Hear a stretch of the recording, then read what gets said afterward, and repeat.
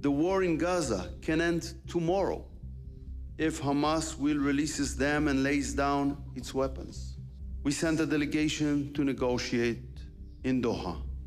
We said yes to Special Envoy Witkoff's proposal.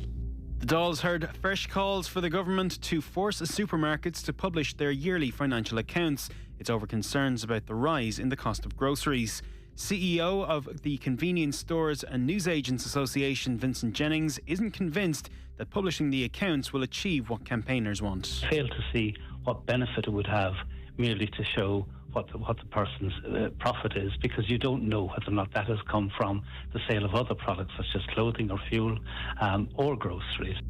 The head of the Road Safety Authority insists driving test waiting times will be reduced to 10 weeks by September. Over 70 new testers have been recruited to tackle the long waiting times. Speaking to the Hard Shoulder here on News Talk, the CEO of the RSA, Anne Graham's, acknowledged that customers haven't been receiving the best service. We've got the driving test waiting time down to 16 weeks, and we plan to we will meet our target of 10 weeks by September. But I know that's led to a lot of frustration for younger drivers in particular, but we will meet the target in September. And temperatures have hit 25 degrees in Dublin, according to provisional data from Met Éireann. The warm spell has led to concerns about water supplies around the country. Mairead Conlon is from Uisce Éireann. She's urging people to conserve their supply. Every individual action helps. Like leaving the tap running while brushing your teeth. It mightn't seem like a major loss of water, but you can lose up to 6 litres of water by doing that. And if you think about the really large bottles of water that you get in the supermarket, that's 5 litres. You'd never imagine using one of them to brush your teeth. So small actions can make big difference, and it does all add up. And that's your news for now. News Talk weather. Thanks to Ryanair. Ready for the ride of your life? Watch the Tour de France live with Ryanair's low-fare flights to Paris. Staying dry overnight with clear spells, but areas of mist and fog will form as the winds fall light before morning. Lowest temperatures of 9 to 12 degrees. And now you're up to date on News Talk. The Newsround on Off the Ball. With UPMC Orthopaedic Care. When things don't move, rotate or bend like they used to, choose us to help you get back in action. This is News Talk. Very good evening to you. You're welcome along to Wednesday night's Off the Ball. It's Eoin here with you until 10 o'clock this evening. Loads coming your way over the next 3 hours. We're going to kick things off from 7:30 with our mad defender Paddy Burns on the line. He's going to help us preview the All-Ireland football semi-finals this weekend. So he's played 3 of the 4 teams in the semi-finals, so he's got great insight into 75% of the teams that we're going to see at Croke Park this weekend. From 8 o'clock then, Anna Capeless is going to join us in studio for Wednesday Night Rugby. She was, of course, watching this morning's win for the Lions in Canberra against the Brumbies, and she's also going to be telling us what's next for her in terms of her playing days. She's on the way back from concussion, and trying to get back to playing rugby is proving challenging, to say the very least. Before 9 o'clock as well, we're also going to be catching up with Nakisa Badarian, who is the CEO of MVP Promotions, ahead of Taylor Serrano 3. So he's Amanda Serrano's manager. It'll be interesting to get his perspective ahead of the fight on Friday night. And then after 9, we're going to be hearing from Rachel O'Sullivan from Girls on the Ball on England hammering the Netherlands. 4-0 was the full-time score there at the Women's Euros today. And we're also going to have Stephen Doyle at Talcott Park for Shelbourne versus Linfield throughout the afternoon. And watching all of that and keeping an eye on all of that is going to be Keith Treacy in studio as well. Keith, a very good evening to you. Hello, Owen. Hello, everybody. And we've also got Cameron Hill in studio for the Newsround. Cameron, how are you getting on? Greetings. So we'll get over to Talcott Park pretty much immediately, because Stephen Doyle, this is a gigantic game for a number of different reasons. There is the Ireland versus Northern Ireland aspect to this. There is still trying to analyse where Shelbourne are going in terms of their form at the moment. But the most basic of all is that this is such a huge opportunity for Shelbourne to win this tie and to sort of open up a bit of a European run. If they win over the course of these 2 legs against Linfield, they will be playing European football until the end of August in some competition. So the Champions Path, we've said it so many times, is so important. This is a massive opportunity for Shelbourne, Steve-O. Oh, it's huge, Owen. Yes, absolutely. And look, not to be vulgar about it, there is 1 million reasons as well for them to get through, and that is the money as well. But like you say, listen, all players are competitive. They all want to win trophies. They all want to succeed. They want to do well in the top competitions. And European football is something that a lot of footballers who play professional football in the UK don't get a chance to do, in the same way that footballers here in the SSE Electricity Premier Division and also in the Newfield Premiership, it's something that they do get to do. And like there's so much riding on this, as you say, with regards to if they win this match, they're guaranteed at least 3 ties and also a really, really good chance of them getting into the group stage of the Europa Conference League. But aside from that as well, I was interested listening to David Healy, the Linfield manager, talking in the press conference. I know he put a clip out on the Off the Ball socials, and he was just saying about, look, we're not looking at this as an all-Ireland derby, you know, we're here to represent Linfield, yada, yada, yada. And I was recording our podcast, our LOI pod earlier on today with Vinnie Perth and Gareth McLean, and I said it to them both, look, the players in the dressing room, whatever the manager says out front, they're all like, and especially the Linfield players, because there has been a gap in quality between the two leagues over the last kind of couple of decades. Generally, when the two leagues meet, it is the Premier Division team from here that win the tie. It's been very rarely where it's been the other way around, and there is a gap of quality, there's no doubt about it. Linfield certainly won their league last season by 22 points, but the gap between themselves and Shelbourne and look, the form team at the moment in Ireland is the Shamrock Rovers, and Linfield, if they were to play Shamrock Rovers, they would have no hope, I would say. But as well with Shelbourne, the quality that they have in their squad, they would be viewed as a better team.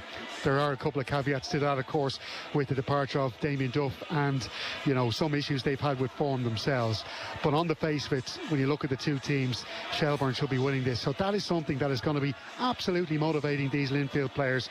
They want to come here to Dublin and they will want to show that we are a real team. We are a team of professionals here, and we can get the better of this, the champions of the Premier Division of Ireland. Yeah, there's a real sense of pressure on that, Keith, for obvious reasons, and it feels like new pressure for this Shelbourne team. Like it's not existential or anything like that, but in terms of opportunities that will be open for this club if they manage to be in European competition, certainly if they get to that big league in the Conference League, it will be absolutely sensational. Yeah, it would be absolutely sensational. I think what Stephen is saying is right. There's a couple of little unknowns, although we feel like we know this Shelbourne team over the last 4 years or so under Damien Duff. I don't think Joey will go in there and try and reinvent the wheel. I think the large majority of players he's picked is the same players that Damien Duff had picked. But tactically there will be some tweaks. Well, look, I agree with what Steve was saying. All in all, I still expect Shelbourne to win the tie, but I think Linfield are going to give them a really good game. They're no strangers to European football. This is the 5th time in the past 7 seasons that they will attempt to qualify for the Champions League. So it just goes to show you they're used to being in these games. So I don't think Linfield will be coming here as cannon fodder. I think they will give it a right good go. I thought it was interesting that David Healy tried to, shied away from the derby aspect. I know Damien Duff is not the Shelbourne manager anymore, but he was leaning into it straight off the bat, saying it will have a derby feel. I think it will definitely have a derby feel. I think there will be a little bit of needle between the two teams because they're really close neighbours and both teams want to prove that they're the better league. Jamie Mulgrew is a 39-year-old midfielder who starts for Linfield tonight. So, not to be ageist, but I would look at him and you think JJ Lunny, Mark Coyle, Kerr McEnroy, they've got to get round him. They've got to put all sorts of legs around him and make him feel like a 39-year-old in there. Fitzpatrick as well, the player who'll be playing through the middle for Linfield, he scored 12 goals this season. So all in all, look, they've got a 39-year-old, a 30-year-old and a 33-year-old on the pitch. You would imagine Shelbourne, if they show the intensity that we associate with Shelbourne, then I think they will get the job done. But as I say, I'm expecting it to be, it'll be in the melting pot for a long, long time. But I expect Shelbourne just to get their noses in front. Anything out of the ordinary? Could I just pick up on the derby point there as well? Actually, I think it's an interesting aspect of this game, and I mentioned this to Vinnie Perth as well. He said something he would have done when he was managing clubs in Europe was when he found out who the referee was going to be, he would go and watch a few videos of that ref's games, because discipline is going to be such a huge thing. Now, Luis Gaudinho is the referee for today. today. He's from Portugal. He has no clue about Shelbourne versus Linfield and the fact that this will be treated like a derby match. You can't say that, between these two. He could be well versed on this rivalry. I think he's been watching the Setanta Cup 2005 matchup for the last week.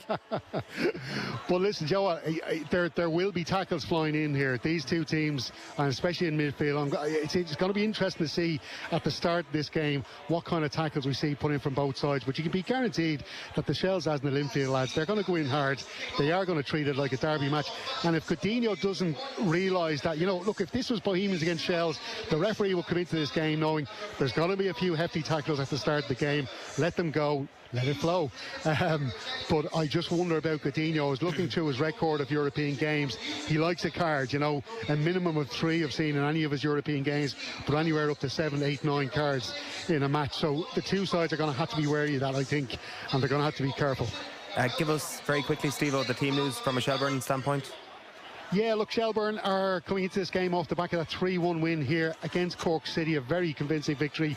And look, they got back-to-back draws in their first 2 matches against Joey O'Brien, so he has steadied the ship as such, and he's sticking with the team that got that 3-1 victory. Now, it's down in the Champions League page as a 4-3-3. I think he's going to go with the back 3. It's Kearns in goal, Ledwidge, Barrett and Coyle the back 3, Caffrey on the right wing-back position, Norris left wing-back, Lunny and McInroy central midfield, Wood and Coos just ahead of them, with Odebeku playing up front. Very good. Stephen Doyle, thank you for that. We'll be backing over to Steve-O throughout the evening. Kick-off there is at 7:45. Now, the news round is here with UPMC Orthopaedic Care. When things don't move, rotate or bend like they used to, choose us to help you get back in action. And Cameron, it is Shelbourne tonight that you're starting with. Yeah, as you've just heard, Eoin, Shelbourne set off on their first Champions League adventure since 2005. Inside the next hour, Joey O'Brien's side welcoming Linfield to Talca Park in the first round of qualifiers. And the Reds boss emphasised that European football will be an entirely different prospect for the defending Premier Division champions. It's a tough game. Obviously, European football, especially 2 legs, you look over it, it's like 4 halves, really. You see enough video, they've seen enough video of us, but ultimately, until you get onto the pitch, the players, 2 sets of players, you're feeling each other out for a little while. Then the game sort of moves on from there, and it's like, I'm sure in European football, my experience of it, you have some good halves and some bad halves, and ultimately, when you're having a good half, you take advantage of that. Sometimes when you're in a bad half, you just stay in the game, knowing that it's going to turn around for you. And that's something that we would have touched on last year with the lads. Obviously, I think last year going into the game against Gibraltar, you're probably lacking a little bit of experience, but I think that run of Gibraltar and then playing FC's Europe, we've seen sort of how good and bad football can be really at European level and how ruthless it can be, So I think we have great learnings from that to bring into this toy, That first leg kicks off at 7:45 this evening. Very good. Now we have some big potential transfer news. Huge. Republic of Ireland forward. Indeed. Evan Ferguson looks set for a loan move to Roma. So reports from Italian media today suggest that a deal has been agreed between the Serie A side and parent club Brighton. The 20-year-old had been linked with moves to fellow Premier League sides Everton and Leeds United already this summer.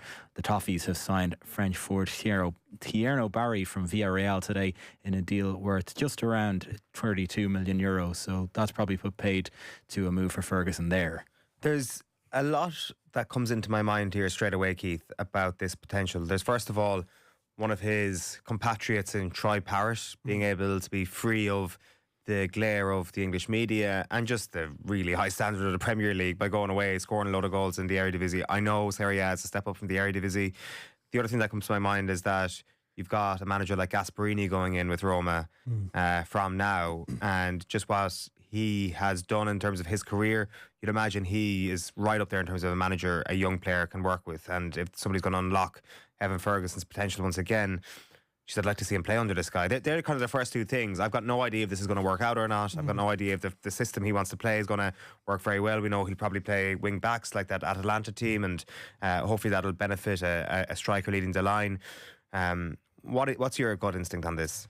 I think it's a dangerous move for Evan. I know it's only a loan move, but you see, he went to West Ham last season, and you're thinking there's no strikers there. He's got to play. Mikel Antonio had the very unfortunate car crash.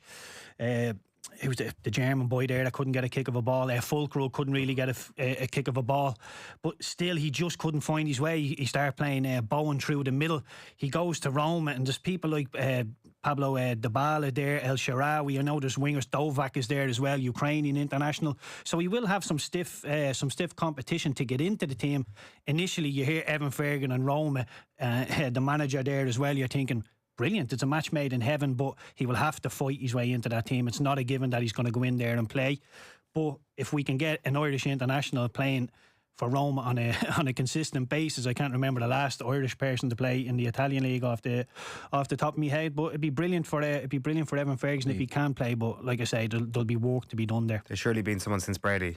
Well, I mean, James Abanko was playing for Udinese not too long of course. While on loan from Watford, and Festi as well. Of course. I don't know, you don't feel like someone like Gasperini where you feel like you've a clean slate as a player. Like, it seems like Hertzler, he's just out of favour with him, Ferguson. And Gasperini might come in and say, look, you've got a chance here to prove yourself. Yeah, and look, I look at it the same, probably the opposite way to that. Gasperini is the type of manager that won't be told who is going to play, or, you know, Evan is coming in on loan and you need to sort of favour him because you'll be coming in on loan. I don't think Gasperini will deal with those sort of those objectives. He will play who he wants to play. And like I say, the Dovak, the Ukrainian international, is a decent player. They've got Dybala there as well, who can play through the middle, a couple of other wingers. So Roma have some decent talent up the top of the pitch. But look, I'm sure Evan will know he will have to fight for his place there. But, you know, you wouldn't want to be going to a team where you're going to play every single game, because if he was, it's not really much of a level for Evan. So I think it's good to have that competition. Aaron Connolly was at Venezia, if I remember as well. That's the bit that scares me, because when Evan went to Venezia and it didn't really happen, he just sort of fell off the face of the earth and everybody forgets him. When you look at Troy, you think, go out of the limelight. If it goes well, come back into the limelight. It's a brilliant move. If Evan goes there and it doesn't go well and he doesn't play a lot of games, where's the next move? They paid €38 million for Dovbyk, the Ukrainian forward that you mentioned there. He scored 24 goals in 36 La Liga games for Girona the previous season. Obviously, kind of very highly thought of. Then Roma signed him. He scored 12 goals in 32 Serie A appearances. So a bit of a letdown for the transfer fee. So, like, he's coming there to contend with him, to try and go up against a guy of serious pedigree. Like, it is a very high standard. I mean, maybe you can play them both, but certainly with the system there, it's tended to be one focal point in attack under Gasperini in terms of the Champions League and the Europa League games I've seen of Atalanta. So it's fascinating. I want this to happen because it will be a very interesting angle to watching Serie A football. Is it the best thing for Eoin Ferguson? I don't know. Yeah, well, look, I hope so. Evan will have to do is score goals there, because look, Evan's a wonderful footballer, and maybe at the likes of a Brighton he can get away with setting up goals and being that assist player. I know he was, you know, people were linking him to being like a Harry Kane, dropping deep and being able to play those balls through. I'm not sure if those type of things will keep him in the Roma team. I think he will need to get in between 10 to 15 goals to keep the manager and players around him happy. I'm not sure, you know, being the build-up player will be enough, so we will have to add in those goals as well, the stats. The only other thing is some of the other people who've maybe gone to Serie A and resuscitated a career that might have been staggering. Like, I'd like to get up Tammy Abraham's statistics there. It kind of felt like, I mean, not that he went on to Champions League level or anything like that, but things went okay for him there. Obviously at a higher level of standard. Like, you had somebody like Lukaku and obviously Giroud, they come with just ridiculous pedigree, so you can't really be comparing Ferguson with them just yet. But players have left the Premier League to go to the Serie A in a forward position and done okay. So hopefully that's the way we can look at this, and that is what actually happens for Ferguson. You have to feel that the real big winner out of this move is Nathan Murphy, who wouldn't mind a trip to Roma to watch Eoin Ferguson next year, I'd feel. Vinny Pear to be right on the back of that as well. That's it, yeah. Uncle Vinny, you know, in the corporate box in Stadio Olimpico. That's exactly where he belongs. There's a couple of other football stories, Cameron. Yeah, Derry City have strengthened their striker reserves this afternoon. And Deepo Akinyemi set for a move to the Brandywell from National League side York City. That's subject to international clearance. The Candy Stripes confirmed last week that winger Paul McMullen had left the club for Scottish Championship side Raith Rovers. And David Dunn has arrived in France ahead of completing his move to Ligue 1 side Monaco. The 16-year-old joins their academy from Cork City, for whom he made 3 appearances off the bench in this season's Premier Division. City will only get limited compensation for Dunn, however, given he wasn't on a professional contract at Turner's Cross. Okay. In terms of Euro 2025, then what have we got? Well, England have gotten their Women's Euros title defence back on track today. Lauren James scoring a brace as Serena Wiegman's side were 4-0 winners, I should say, over the Netherlands in Zurich. Wales, who are at risk of going out tonight, take on France in St Gallen from 8 o'clock. I've got up Tammy Abraham's stats here. It's not good, actually. After the first season, he scored 17 goals in Serie A, and the second season, 8 goals in Serie A. So he went off a bit of a cliff after that. He's on loan at the moment at Besiktas, or just gone on loan there. He was on loan with AC Milan last season. So, yeah, kind of one season wonder with Roma, and then after that, things kind of dropped off a little bit. Shall we move on to the rugby? Yes, the Lions picking up their 4th win of their tour of Australia earlier, beating Super Rugby side the Brumbies. James Lowe, Gary Ringrose and Josh van der Fleer were among the scorers today in a 36-24 points win in Canberra. It means that the tourists remain unbeaten ahead of their first test against the Wallabies on Saturday week. And speaking to Sky Sports afterwards, head coach Andy Farrell didn't get too carried away in his appraisal of the game. Oh, well, I mean, same as the other games, really. There was some really good stuff. I thought, especially in the first half, some really nice flowing attacking play that was, played at a nice tempo, etc. But on the flip side, we kept them in the game a little bit. I mean, as far as the story of the game's concerned, I think I'm right in saying that it looked like we dominated field position, etc. But we just kept them in with the sniff, and especially when you get over the line 3 times and don't convert them. So, congratulations to the Brumbies. I thought they came out of the blocks pretty well and stayed in the fight right until the last minute.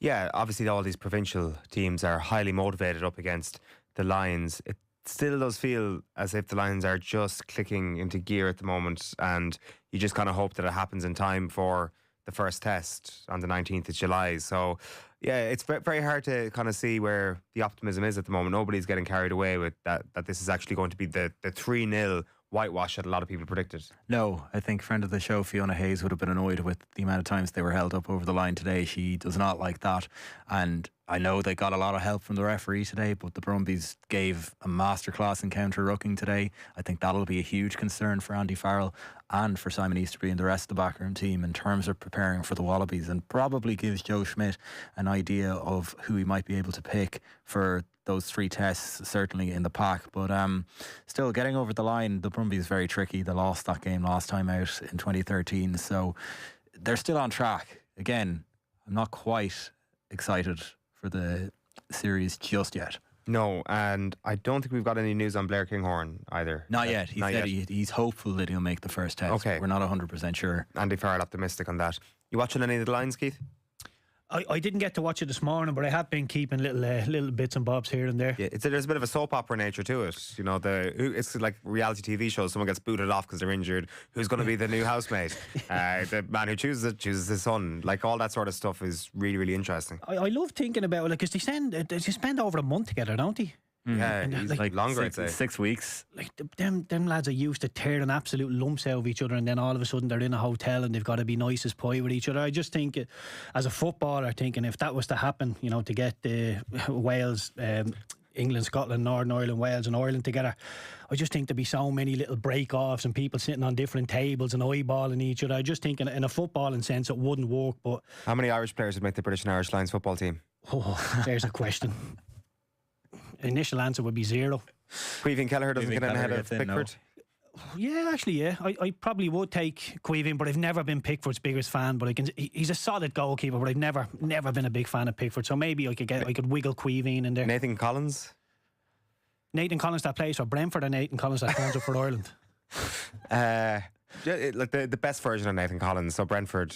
Possibly in and about it, but I'd still, the English centre-halves would probably be the ones. Yeah, but like maybe, I mean, as he has proven with better players around him, Nathan Collins looks a great player. It's probably the Ireland games maybe bring him down a notch or 2. So 1.5 maybe makes the squad. Huge. Wouldn't be Huge, great. guys. Yeah. Well done. James has been in touch to say Ademola Lookman did great things when he went to Serie A under Gasparini, so hopefully Ferguson has a similar story. You can get in touch with us 0879 180 180 and drop us a WhatsApp. Where do you want to go next, Cameron? Go to the tennis zone, because Yannick Sinner is into the semi-finals of the Wimbledon men's singles today. So the Italian top seed won in straight sets against the American Ben Shelton. Was hoping this would be a 5-setter, but it disappointed. I think Shelton lost interest after the first. Sinner's compatriot Flavio Cobolli is currently in action against 7-time champion Novak Djokovic in today's other quarter-final. It's 4 games all in the 4th set, with Novak Djokovic leading by 2-1 in that one. Iga Swiatek, meanwhile, booked her place in the semi-finals of the women's singles for the first time this afternoon. The 8th seed beat Ludmila Samsonova in straight sets in her last 8 clash on centre court. The 5-time Grand Slam champion says she's in a good place heading into the last 4. I still feel like in 2023 I had a great tournament, and I was playing good tennis, but obviously it wasn't enough to go further. And this year, I feel like I developed as a player, and I had time to practice a little bit more, and match by match my confidence for sure went up, so that I can use it on this championship. So Swiatek will now face the unseeded Belinda Bencic for a place in the final. The Swiss player won both tied breaks in straight sets for a straight sets win over 7th seed Mira Andreeva. We have some cycling news. Defending champion Tadej Pogačar has taken the yellow jersey at the Tour de France after finishing second in today's time trial. He was 16 seconds behind Olympic champion Remco Evenepoel, who won stage 5. 2-time Tour winner Jonas Vingegaard had a bad day, finishing 1 minute and 21 seconds behind Evenepoel, while Ben Healy has moved up to 33rd in general classification, with Eddie Dunbar up to 46th. I don't suspect you've have been in any matches involving a team from Ireland versus a team from the north? I went to Shamrock Rovers in Larne last year. I went up to Windsor Park to watch that, but it was actually the fella who was just on RTÉ at the minute, Pat Fenlon, got me tickets, and he got me tickets for the Larne end. Oh, no way. Yeah, I'm not sure, but I think it was about half an hour, 40 minutes in, and Shamrock Rovers were probably 3, maybe 4-0 up, and it was a really one-sided game, and the atmosphere changed a little bit in the ground, so I sloped off quietly after half-time. Right. I made my way home, but yeah, I went up, and like Steve was saying, there was a real golfing class that day, but I think Linfield and Shelbourne would be a lot closer. Yeah, I think so. Fenlon, of course, an absolute legend in the eyes of Linfield fans. They're up on screen now as well. So 19 minutes to kick off there. We'll get back and over to Steve-O throughout the evening for updates on that Champions League tie. Cameron, thank you for this evening's Newsround. Keith, you're going to hang with us for the evening for analysis on that game from Talca Park this evening. So we'll be talking Gaelic games next. Paddy Burns is going to tell us what it's like to play against Donegal, what it's like to play against Kerry, what it's like to play against Tyrone ahead of this weekend's All-Ireland football semi-finals. Before that, it's time for the Cash Machine. News Talk's Summer Cash Machine. Now, there was no winner on the Cash Machine last Friday, which means we have a rollover this week, and it'll be a guaranteed winner with another record prize amount. And the number you need to know is €253,000 exactly. And there are now 2 ways you can enter. You can visit newstalk.com/cash machine, where you can enter online, or you can text play to 57557. That's 57557. You have to get your entry in by 3 p.m. this Friday. Then across the Go Loud network of stations, someone will get that call. If your phone rings, you have to answer it within 5 rings. Give us the exact amount in euro and cent, and you will win the cash. So remember that amount one more time, €253,000 exactly. Over 18s only. Text costs €2.50 plus your standard message rate to play. You're playing across the Go Loud network of stations, and terms